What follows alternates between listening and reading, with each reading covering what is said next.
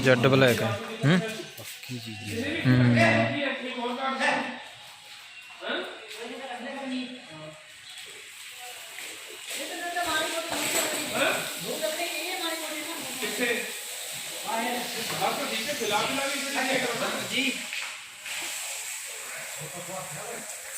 ਹੱਥਾਂ ਨਹੀਂ ਵੱਜੀ ਕਿਵੇਂ ਉਹ ਡਿੱਗ ਪਿਆ ਬੰਦਾ ਹੱਥ